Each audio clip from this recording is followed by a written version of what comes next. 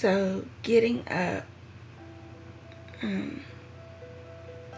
lot of people would think that the actual accident is what would bring you down or what would bring me down, but it was getting up.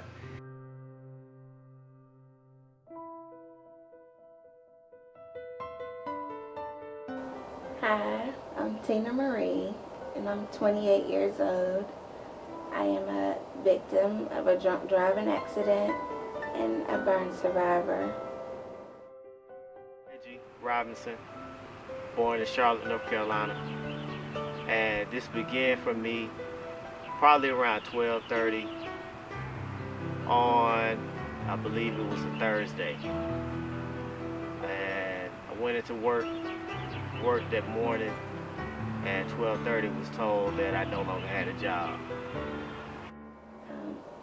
I was in a car wreck on November 27, 2004, and during that wreck I watched the three people that I considered my family, like that I just love to death. I watched them burn to death in front of me. That was like a day or so after Thanksgiving. Immediately, as soon as that happened, I thought about what could I do. I had a wife who was no longer working at the time. We just had our first daughter, who was at the time probably about 16 months, if not close to 2 years old. And what does a man do when you don't have anything left? You don't have no money, no resources, and you gotta decide what you gotta do for your family. So I just remember just being in that place, getting in the car, driving, didn't know where to go. I had recently joined the church here in Charlotte, and the first place I went to was a church. And I remember just getting in there into the sanctuary and just crying, not knowing what to do, what to say to my family, where was anything gonna come from. I didn't have no answers. All I just could just think about is, what am I gonna tell my wife? Drina called me. She wanted to go out. And I was like, no, Drina, I don't want to go out. You know, her and Gina was just like, no, we're going out. We just work, and I'm tired. I want to break. I just want to have fun. Like, we're going to go out. But Unique and I were like, no, we're not going out. We don't want to go. But eventually we went ahead and we gave in. So we did go. And it's kind of weird, like the whole way up the highway, because we were going to a new club in Greensboro. And it's kind of weird because the whole way up the highway, like stuff just kept, like weird things just kept happening. Like Drina was on the phone with our friend Adrian trying to get directions to the club, but she kept dropping her phone. Like she just kept dropping her phone, then having to call Adrian back, and it was just weird because we just kept getting lost. And Greensboro, it's not that far from Charlotte, so it was weird. It was weird to me, and I was like, y'all sure y'all want to go? Like, they're like, yeah, we're going. Drina was like, oh, hush, Tina Bud, we're gonna have fun. How am I gonna handle being able to take care of family without anything? And immediately I just went to the altar crying, asking God for help, some assistance. I didn't know where I was going to turn to or what I could do. And I just remember just staying there for probably about an hour, 2 hours, and then going home to my wife, trying to figure out how I'm going to walk in the door and not knowing if we're going to have the same place the next day. And just through that time period, when walking in, talking to her, the best thing I can say about my wife is she's more supportive of me than I've been of myself sometimes. So being able to just have somebody I can talk to and tell her that I don't have nothing. I lost everything that I put my hope into. Just got out of college recently, probably 2 years prior to that. Didn't know what we was gonna do. I thought things were great, but I still wasn't serving my purpose. Although I had a job, I really didn't serve my purpose. And I think this position put me in a place where I had to go through something to get to where God wanted me to be. So during that time period, didn't have money to pay for bills. Would try to find resources for family members. Couldn't get money from resources for family members. I just remember one time just crying out to everybody in my Sunday school class, the church I just joined, and they raised an offering to help us pay some bills for our family. And then it ended me here at Christ Assistance Ministry. I just remember one morning, me and my wife thinking about how we were going to pay some bills. We had just lost the place and we was padlocked, and the only resource we knew in Charlotte was Christ Assistance Ministry. We got there, and I didn't like the club. I didn't like, you know, I wasn't enjoying myself. I didn't like that, you know, just the whole scene and everything. I just wasn't feeling it. And I was just ready to go. And I know it was around maybe like 1:15, and I was like I'm ready to go, and I want to go now. We're riding down the highway, and it was like the heat was on, but the windows were cracked, so just kind of like just real relaxed, like really relaxed. Like, I don't know, I just remember I was looking out the side window because I was sitting in the back. Unique was driving, Drina was in the passenger seat. I was sitting behind Unique, and Gina was sitting behind Drina. And I remember I just was leaning towards the window, just, you know, looking out. And I remember seeing two headlights. And so we got here, I think the doors opened probably around 8 o'clock. We got here probably 4 or 5 o'clock, sat in our car, posted up, just thinking about everything that had to be paid, and just seeing lines of people in Charlotte just needing assistance and help. I think that kind of helped me out a little bit, knowing that I wasn't the only one that was going through what I was going through at the time. So it was a hard battle, trying to figure out what I was going to do, standing in lines, asking for resources, asking for help, and what I was going to turn to. And through the whole journey, the key thing that I realized was that although I didn't have anything, that God still had a plan for me. And one of the things that I went through was, man, we lost our place. Eventually, we still lost our place. Found ourselves in a position where we thought about where we was going to go. End up having to move in with family members for a while, for 2 years without a job, for 2 years, looking everywhere trying to find a job, even putting in applications places. Put an application into place that I work now, and was turned down for the job. They told me I didn't have the experience. Although I had a college degree, I had no experience. And being that I didn't have experience, I didn't know where I was going to turn to. After that, I just remember like a strong whisper, like saying it was like Tina, but I didn't hear it through my ears. It was like within me. And those of you who have a strong spiritual relationship or background, I'm not sure if your grandmother or mother, you know, my grandmother told me when I was younger, growing up, you know, that if you ever hear that whisper, you know, don't be afraid. You know, that's just God. You know, he's talking to you, he's speaking to you. So when I heard the whisper, but it was it was like from within me. It made me just jump up, you know, and I jumped up, and I was just like, I don't know, I was confused. Like, I was confused and I was upset, because I'm like, how did I get in the front seat? And why are we in the woods? And, you know, at that moment, I looked over, I saw Unique, and Unique was, I know she was still like sitting. She was sitting up, just straight up. She had her hands on the steering wheel, like just sitting there. And she kind of, I don't know, like she just, like I could tell she was dead, like, cause she was just really, like, just real beautiful, just really beautiful woman. And very light skinned, but at that time when I looked at her, she was literally black and just bluish purple color, like she very, very pale. So I'm just, I didn't know what was going on, and I looked, and then I turned slowly, and I looked behind me, and I saw Drina, and she was kind of,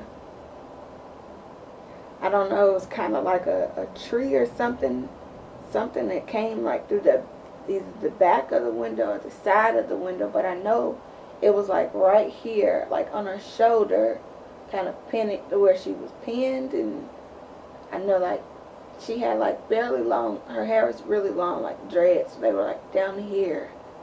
But when I looked at her, like they were up here, like as if she had just started growing her hair out or something. So it was just like she didn't like herself, like she was swollen, and like I don't know, I didn't understand what was going on, and I didn't, you just wake up, when you're sitting there one minute and everybody's just riding down the highway in silence, and then the next minute, it's just everybody looks like they're just dead, like, and I'm like, this isn't real. It's not real. Like, no way is it real.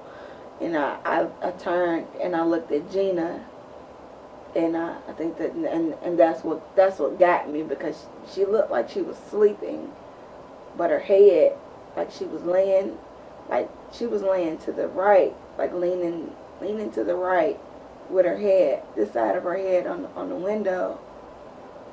But I couldn't really, I don't know, like I guess like I just started to freak out, and I just started like punching and kicking at the windshield, and I was just like punching and kicking and just trying to break it, but it was just so like I could smell the fire, and I could hear it, like you could hear the trees and just branches just snapping and falling and hitting the car, and then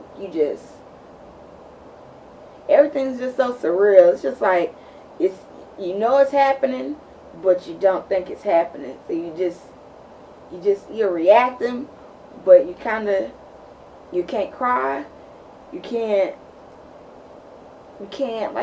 do anything. Like it's like you're there, but you're not there. It's like kind of like an outer body experience. Like you're looking at all of this happen, but at the same time you're reacting, because you know that you're trapped, and you know that they're trapped, and you know that you gotta get help. And I was just beaten, and luckily got a call from someone who was a principal at a school, and he offered me a job as a family advocate to provide some services to families. And the biggest thing that I thought about was, how can I provide something that I don't even have? I didn't have a place to stay. All we had was family members to rely on, which my mother and father, who actually let us move in with them. So I didn't really know what to say to parents, but I found myself helping parents in the same position I was in. They didn't have resources, but because I was here at Crisis Assistance Ministry, I knew what to turn them to. Because I didn't have food at times, I knew what food banks to take them to. So all the resources, I actually went through what I'm able to do now with the families that I'm in. And basically through 2 years, 3 years at the same place as family advocate, the place where I was turned down for a job hired me for a job. And now I work for a company called Communities and Schools, where we're able to provide resources for families and students, families that are in need. So I'm able to rely and work with Crisis Assistance Ministry now, a place where I had to go, and now I'm able to work with them and be able to provide service for my family. So not only do I able to talk to my families, I'm able to talk to them one-on-one about how important it is to just not give up. Because if I would have gave up, I don't know where I would be right now. And just telling them that you have somebody you can rely on. I had them to rely on, and now they had me to rely on. So my kids from the school, knowing there are times when they come to me and they're like, Mr. Robinson, I don't know what I'm gonna do. We don't have no food to eat at home. Only time I eat is at school. From parents who come to me and they're like, I want to give my family something, but I don't have nothing to give them. I'm able to give them help from a heart that I already been through. So sometimes it's hard to just talk about it, because when you put yourself back in that position, you see how important it is to give to somebody.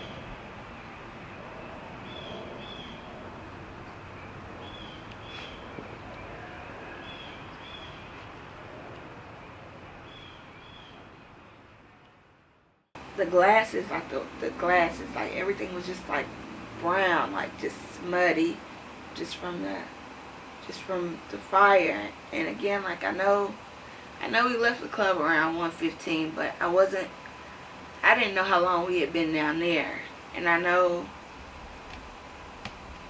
like once once I was able to kick and punch a hole into the windshield, I looked like I just sat there, and I was like, y'all, like, get up, like, y'all get up, like, we're gonna burn to death, like, the car is on fire, we're in the woods, like, y'all gotta wake up, you gotta wake up. And nobody was moving, and I was sitting there because I couldn't breathe, because like I just had really bad asthma, and it was just smoke everywhere. But I was just afraid because we're in the woods, so I'm like, I can't get out by myself, like, everybody, like, like, get up. And I'm just calling their name. I'm like, come on, like, y'all, like y'all gotta wake up, like, we gonna burn to death. If y'all don't get up, gonna burn to death, like somebody please, like. And I'm like, Lord, like, just let one of them wake up, like,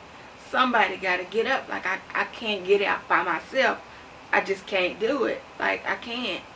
And like out of nowhere, Gina was just like she just kind of just popped up, and she was like, go, just go. And she started pushing me, but it's like her eyes, like they never opened at all, like. So it kind of startled me, and I was just looking at her. I was like, you up? You okay? Are you, like, you up? But the only thing she would say to me was go. You gotta go. You gotta go. You gotta go. And I was like, okay, well, just come on. You got, we gotta get out. We gotta go get help. Just come on. And she was like, okay. I was like, come on.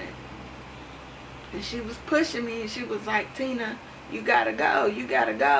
I love you. You gotta go. I was like, I love you too. Like, come on, we gotta get out. And I remember, like, crawling through the broken glass, and like everything was just so like sticky, and it just hurt so bad, because it's just like, it's broken glass, but it's melted, and it's so hot. So it's like you're crawling out of it. And I sat down in the car, and not realizing that was the hood of the car was gonna be extremely hot too. So it's like that burned, like, my leg, the back of my legs and my butt, like, as I was sliding down. And once I hit the ground, I just kind of started running. The light, the light from the fire, because I believe they said the fire got up to about 50 feet or more in the in the air. So the light from the fire is like how I could see my surroundings. So I was running a little bit, and I was just kind of screaming for help, like, somebody help, somebody, please help us. We're just teenagers. We're on fire, like, they're burning to death, like, the car's on fire. Somebody help. And I remember I saw a lady in like a purple, like a lavender suit, and she was standing there, and at the moment that I saw her, I screamed for help again. And I was, explaining to her, like, it's four of us, and, I don't know what happened, but, the car is going to blow up. The car is on fire. Like, we need help. Like, please help us. Like, will you throw me your jacket or something? Like, just help us. And at the time, like, I just kind of stopped and I stood in place, and I realized that my left leg was on fire. And I guess, like, I wasn't, when I realized my left leg was on fire, I realized I was standing by myself. So I turned around, and when I turned around, this is when I saw that Gina, she had gotten out of the car, but she didn't follow me. She went the opposite direction. So she went to the back of the car, which was where the fire was. So now, like, I just kind of dropped, because, you know, like, it's just her. I just see her, and she's just sitting there. She's just doing, like, emotion like this, because she's just a part of the blaze, like, just a part of the blaze. She went to the fire instead of following me. And I learned later on that she did that because she was brain dead. You know, that she was never really up. That, you know, to her, in her mind, the fire was in the opposite direction. So that's what made her run to the back of the car where the fire was, because she thought she was running to safety, but she, you know, just ran into it. And I knew I was on fire, but I was just sitting there, because I was just looking at it, like, because it just, again, it's just surreal. You're just sitting there and you're just looking, and you're just like this can't be happening. This isn't happening. You know, like somebody pinch me. Like, this is a nightmare. Like, please, just, you know, somebody wake me up. Like, and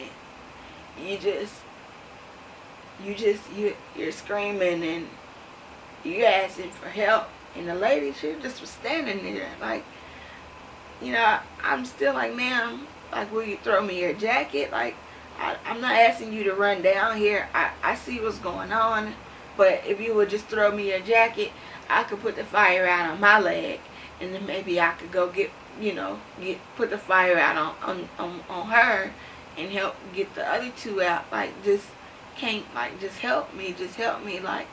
And she wouldn't help me, and I don't know, like, everything seemed to be going so fast, but then it was going, like, really, really slow.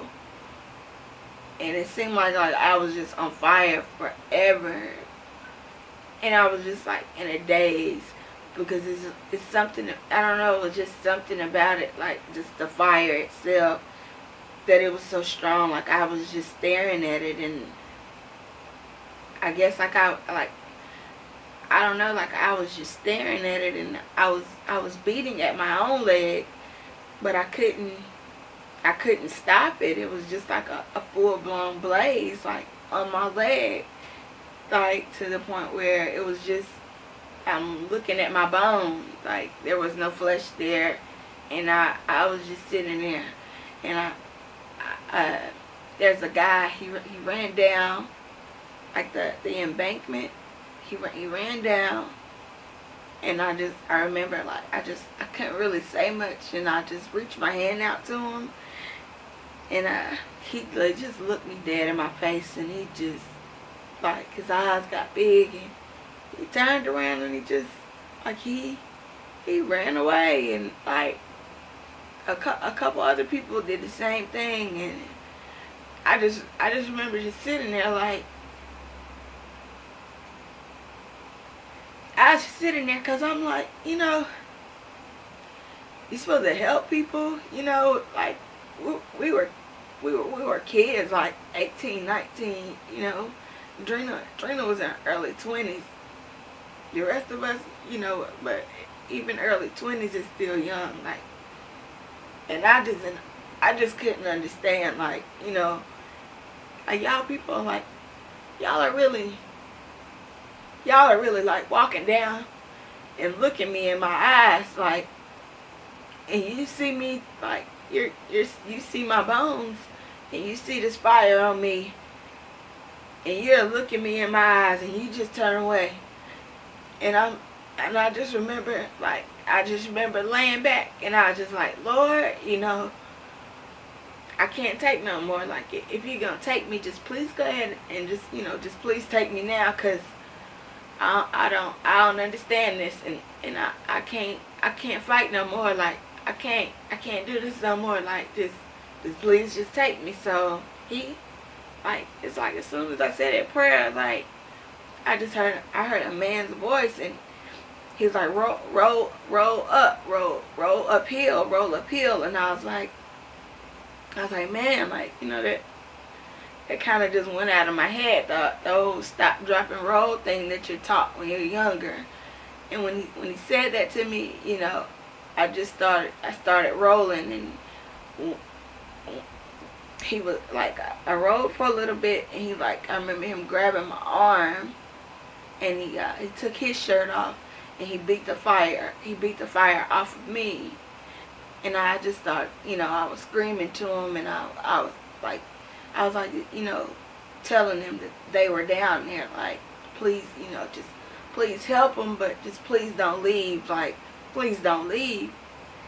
And I'm like, you know, holding them by his arm, and I guess, like, I'm just scared. I'm just scared, like, that he was gonna do what everybody else did, and just, you know, just run away. So I'm just holding him by his arm, and I'm like, sir, you know, just please don't leave. Like, it's three more girls down there, you know, and they need help, but just don't leave. Like, just please don't leave. And he's like, I'm not gonna leave. Well, let me go try. I'm gonna go try to save them. And I remember, like, he ran down. And when he ran down, like, he kind of just, like, he ran back up, like really, really fast, like, I don't know, like, he ran back up. And I was like, no, like, you gotta help them, you gotta save them, you gotta help them, like, don't leave. He said, I can't get them. And he said, but I called 911 already. So, you know, somebody, they're on the way to help. And he was like, what's your number? What's your mom's number? And I gave him my mom's number.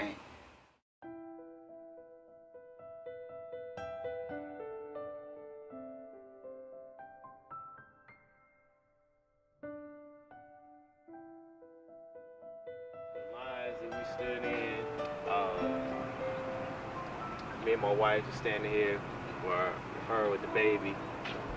And we just stand on these lines waiting to get in. For people just to get assistance to get in. Me and my wife and my daughter. And then people waiting in cars to get in. Waiting to hear them let you get in. You had numbers and everything. And just reminded us just like this, being in this place. And then waiting to get in to get a chance to get help and assistance.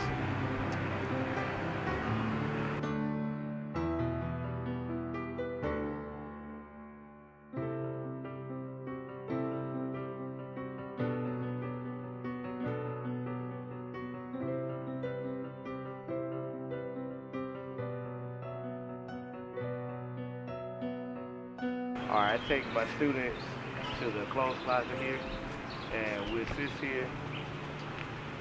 And one reason why I do it with my students is it's a way for them to give back, but also it brings back memories of me in need, and I'm able to give back to a place that gave me something when I needed help and I needed assistance. I had someone where I had to give back, and I feel like you never want to forget where you came from, because if you ever forget where you come from, you really can never be successful.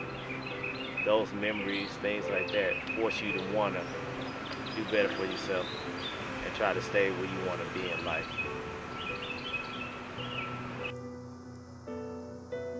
Everything could be perfect one day, and the next day, it could all just be gone. And if you don't know God, like, you will not survive. My main thing with sharing my story is I want people to understand that when God said he will never leave you, he really meant that. Like, he meant that with everything. Because he could have left me. He could have left me, but he didn't. My story is about me, because it's not about me. This goes on daily. Kids drink underage, or just, car accidents, anything. Like, all types of different things go on daily. And what people have to understand is that we're not living for ourselves. So as long as we just look to God for everything that we need and want, like, he'll provide it. Like, you may have to feel some pain, but if you don't feel pain, then how will you appreciate what joy is really like? What joy feels like? You won't appreciate it. You just go along like it's nothing. Like, oh, I'm used to this. Oh, so I'm grateful for everything that happened to me. It hurts me, but I'm grateful for it, because it brought me like where I am today.